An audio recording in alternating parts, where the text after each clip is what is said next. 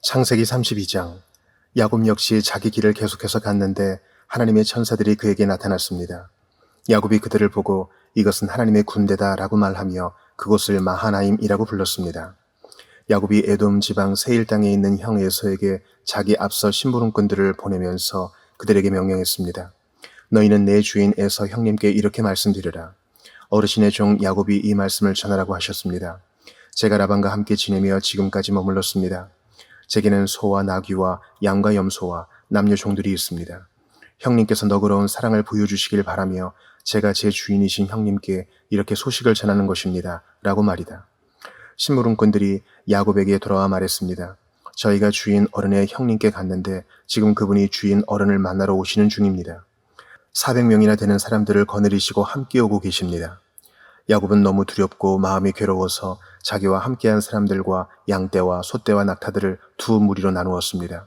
그는 만약 에서 형이 와서 한 무리를 공격하면 남은 진영은 달아나도록 해야겠다라고 생각한 것입니다. 야곱은 기도했습니다. 오, 제 할아버지 아브라함의 하나님, 제 아버지 이삭의 하나님 여호와여, 제게 내 고향 내 친척에게로 돌아가라.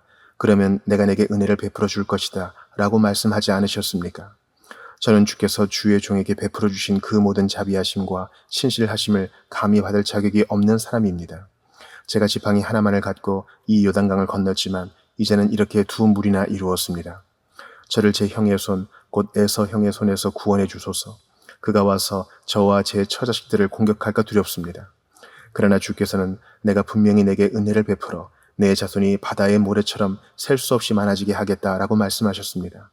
그날 밤 야곱은 거기에 머물렀습니다. 그는 자기가 가진 것들 가운데 자기 형 에서에게 줄 선물을 골랐습니다.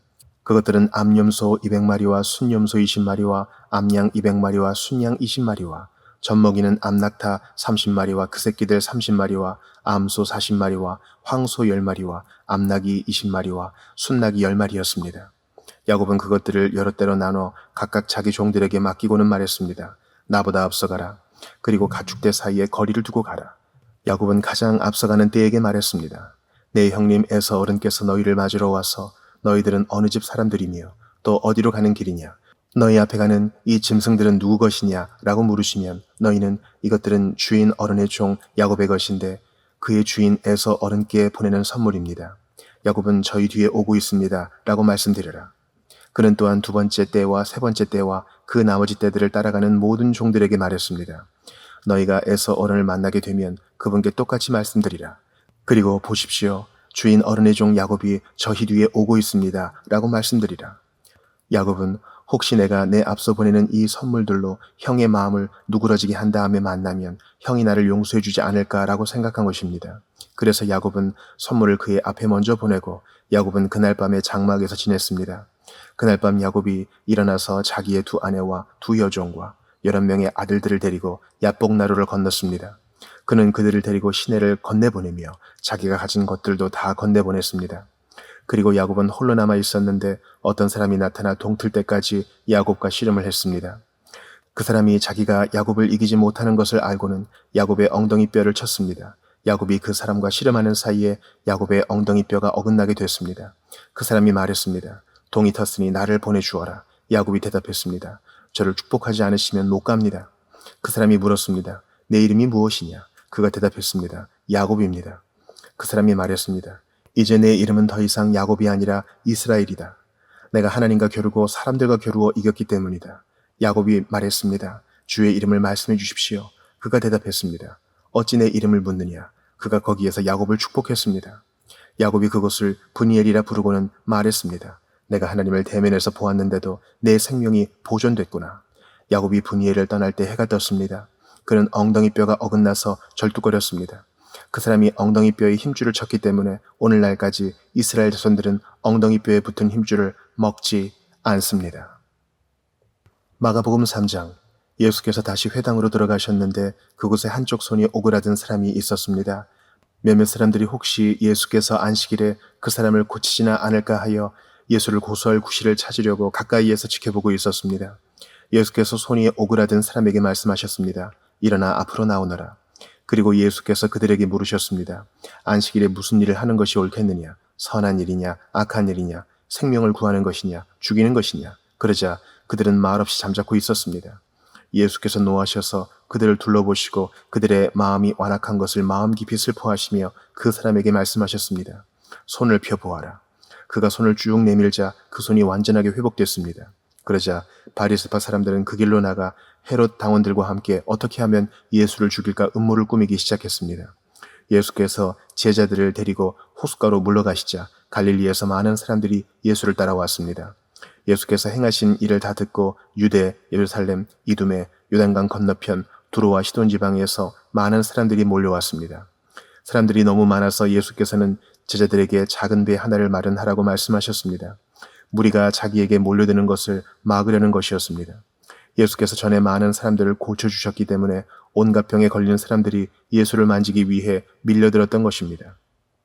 더러운 귀신들은 예수를 보기만 하면 그 앞에 엎드러져 당신은 하나님의 아들이십니다 라고 소리쳤습니다. 그러나 예수께서는 자기가 누구인지 말하지 말라고 엄하게 꾸짖으셨습니다. 예수께서 산으로 올라가셔서 원하는 사람들을 불러 모으셨습니다. 그러자 그들이 예수께로 나와왔습니다. 예수께서는 12명을 따로 뽑아 이들을 사도라 부르시고 자기와 함께 있게 하셨습니다. 그리고 그들을 내보내셔서 전도도 하게 하시며 그들에게 귀신을 쫓는 권세도 주셨습니다.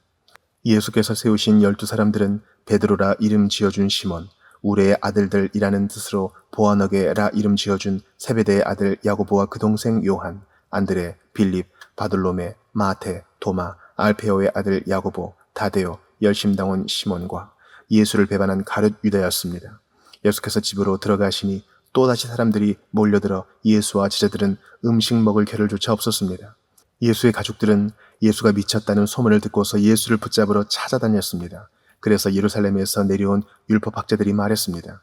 예수가 바알세불에게 사로잡혀 있다. 그가 귀신들의 우두머리의 힘을 빌려 귀신을 쫓아내는 것이다.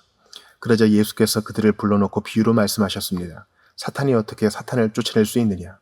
만일 한 나라가 서로 갈라져 싸우면 그 나라가 제대로 서 있을 수 없고, 만일 한 가정이 서로 갈라져 싸우면 그 가정이 제대로 서 있을 수 없다. 만일 사탄이 스스로 반란을 일으켜 갈라진다면 제대로 서지 못하고 스스로 망할 것이다. 먼저 힘센 사람을 묶어놓지 않고 그 집에 들어가 물건을 훔치는 사람은 아무도 없다. 묶고 나서야 그 집을 털 수 있는 것이다. 내가 너희에게 진실로 말한다. 사람이 어떤 죄를 짓든지 어떤 비방의 말을 하든지 그것은 모두 용서받을 수 있다. 그러나 누구든지 성령을 모독하는 사람은 결코 용서받을 수 없다. 그것은 영원한 죄다. 예수께서 이 말씀을 하신 것은 사람들이 그가 악한 귀신이 들렸다라고 말했기 때문입니다. 그때 예수의 어머니와 형제들이 찾아왔습니다. 그들은 밖에 서서 사람을 시켜 예수를 불렀습니다. 많은 사람들이 예수 곁에 둘러앉아 있었는데 그들이 예수께 말했습니다. 보십시오. 선생님의 어머니와 형제들이 밖에서 선생님을 찾고 계십니다. 예수께서 그들에게 물으셨습니다. 누가 내 어머니고 내 형제들이냐? 그러고는 곁에 둘러앉은 그들을 보며 말씀하셨습니다. 보라, 내 어머니와 내 형제들이다. 누구든지 하나님의 뜻을 행하는 사람이 바로 내 형제요, 자매요, 어머니다. 에스더 8장. 바로 그날에 아하수에로 왕은 에스더 왕비에게 유다 사람들의 원수인 하만의 집을 내주었습니다. 그리고 모르드게는 왕의 앞으로 나아오게 됐습니다. 모르드게가 자신에게 얼마나 가까운 사람인지 에스더가 말했기 때문입니다. 왕은 하만에게서 거둔 그 인장 반지를 빼 모르드게에게 내주었습니다. 그리고 에스더는 모르드게를 세워 하만의 집을 관할하게 했습니다. 에스더는 다시 왕의 발 앞에 꿇어 울면서 간청했습니다. 왕에게 아각 사람 하만이 유다 사람들을 미호에 꾸민 그 악한 계획을 취소해달라고 빌었습니다. 그러자 왕은 에스더에게 금으로 만든 규를 내밀었고 에스더는 일어나 왕 앞에 섰습니다. 에스더가 말했습니다.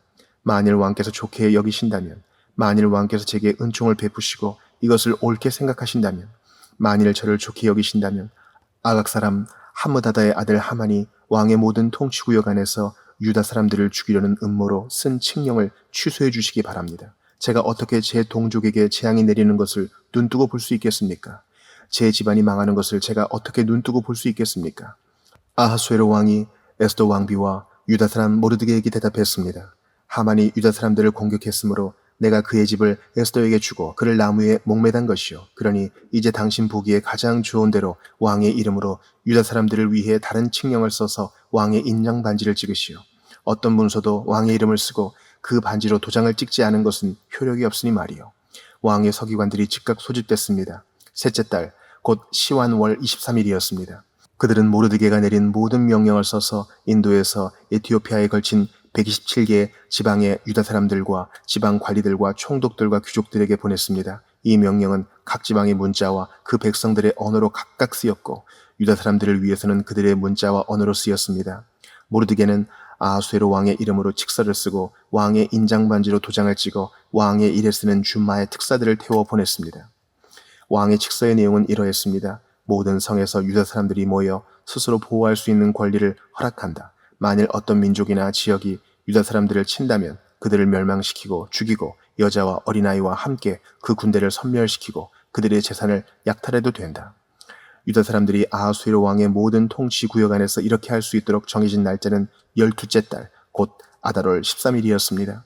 이 칙서의 사본이 모든 지방에서 법률로 제정되고 모든 민족에게 공포됨으로써 유다 사람들은 그날 그들의 적들에게 원수를 갚을 준비를 했습니다.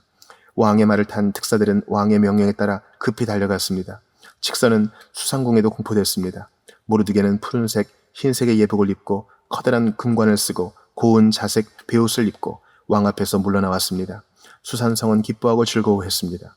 유다 사람들에게 행복과 기쁨, 즐거움과 영예가 있었습니다. 왕의 칙서가 전달된 각 지방과 각 성에서는 유다 사람들 사이에 기쁨과 즐거움이 넘쳐서 잔치를 베풀었고 그날을 축일로 삼았습니다. 그리고 그 땅에 사는 여러 민족들 가운데 많은 사람들이 유다 사람들을 두려워했기 때문에 자기 스스로 유다 사람이 되기도 했습니다. 로마서 3장. 그러면 유대 사람이라고 해서 무슨 혜택이 있고 할례에는 무슨 가치가 있습니까? 여러모로 많습니다. 첫째는 그들이 하나님의 말씀을 맡았다는 것입니다. 그런데 그들 가운데 어떤 사람들이 믿지 않았다면 어떻게 되겠습니까? 그들의 불신앙이 하나님의 신실하심을 무효화시키겠습니까? 결코 그럴 수 없습니다. 사람은 다 거짓말쟁이라 해도 하나님은 진실하십니다. 기록되기를 주께서 말씀하실 때 의롭다는 인정을 받으시고 판단받으실 때 이기려 하십니다 라고 한 것과 같습니다. 그러나 우리의 불의함이 하나님의 의를 드러나게 한다면 우리가 무슨 말을 하겠습니까? 내가 사람들이 말하는 논리대로 말해보면 하나님께서 우리에게 진노를 내리신다고 해서 불의하시다는 말입니까? 결코 그럴 수 없습니다. 만일 그렇다면 하나님께서 어떻게 세상을 심판하실 수 있겠습니까? 그러나 어떤 사람들은 반박할 것입니다. 내 거짓으로 인해 하나님의 진실하심이 더욱 풍성해져서 그분에게 영광이 됐다면 왜 내가 여전히 죄인으로 심판을 받느냐? 그리고 선을 이루기 위해 악을 행하자라고 말하지 않겠습니까? 어떤 사람들은 우리가 그렇게 말한다고 비방하니 그런 사람들은 심판을 받아 마땅합니다. 그러면 무슨 말을 해야 하겠습니까? 우리가 더 낫습니까? 결코 그렇지 않습니다. 유대 사람이나 그리스 사람이나 다 죄 아래 있다고 우리가 이미 선언했습니다. 기록되기를 의인은 없으니 하나도 없고 깨닫는 자도 없고 하나님을 찾는 자도 없다. 모두 곁길로 행해 다 쓸모없게 됐다. 선을 행하는 자가 없으니 하나도 없다. 그들의 목구멍은 열려있는 무덤이고 혀로는 거짓말만 일삼으며 그들의 입술에는 독사의 독이 있고 그들의 입에는 저주와 독설이 가득하다. 그들의 발은 피 흘리는 데 민첩하며 그들의 길에는 파멸과 참담함이 있어. 그들은 평강의 길을 알지 못했다. 그들의 눈에는 하나님을 두려워함이 없다 라고 한 것과 같습니다. 율법이 말하는 것은 율법 아래 있는 자들에게 말하는 것임을 우리는 압니다. 이는 모든 입을 다물게 하고 온 세상이 하나님의 심판 아래 있게 하려는 것입니다. 그러므로 율법의 행위로는 하나님 앞에서 의롭다는 인정을 받을 육체가 없습니다. 율법으로는 죄를 깨달을 뿐입니다. 그러나 이제는 율법과 별개로 하나님의 의가 나타났습니다. 이것은 율법과 예언자들이 증거한 것입니다. 하나님의 의는 예수 그리스도를 믿는 믿음으로 인해 믿는 모든 사람에게 주어집니다. 거기에는 차별이 없습니다. 모든 사람이 죄를 지었으므로 하나님의 영광에 이르지 못합니다. 그러나 그리스도 예수 안에 있는 구속으로 인해 하나님의 은혜로 값없이 의롭다는 인정을 받습니다. 하나님께서는 이 예수를 속죄제물로 내어주셨습니다. 의롭게 되는 것은 예수의 피를 믿음으로써 이루어집니다. 이는 하나님께서 오래 참으시는 가운데 과거에 지은 죄를 간과하심으로 그분의 의를 나타내시기 위함입니다. 지금 이때에 하나님께서 그분의 의를 나타내신 것은 자신이 의로우시며 또한 예수 믿는 사람들을 의롭다고 인정하시는 분임을 나타내시기 위함입니다. 그렇다면 자랑할 것이 어디에 있습니까? 전혀 없습니다. 어떤 법으로입니까? 행위로입니까? 아닙니다. 오직 믿음의 법으로입니다. 우리는 사람이 율법의 행위와 상관없이 믿음으로 의롭다는 인정을 받는다고 생각합니다. 하나님이 유대 사람만의 하나님입니까? 이방 사람의 하나님은 아닙니까? 진실로 이방 사람의 하나님도 되십니다. 할례 받은 사람도 믿음으로 인해 또한 할례받지 않은 사람도 믿음으로 인해 의롭다고 인정하실 하나님은 한 분뿐이십니다. 그러면 우리가 믿음으로 말미암아 율법을 파기합니까? 결코 그럴 수 없습니다. 오히려 우리는 율법을 굳게 세웁니다.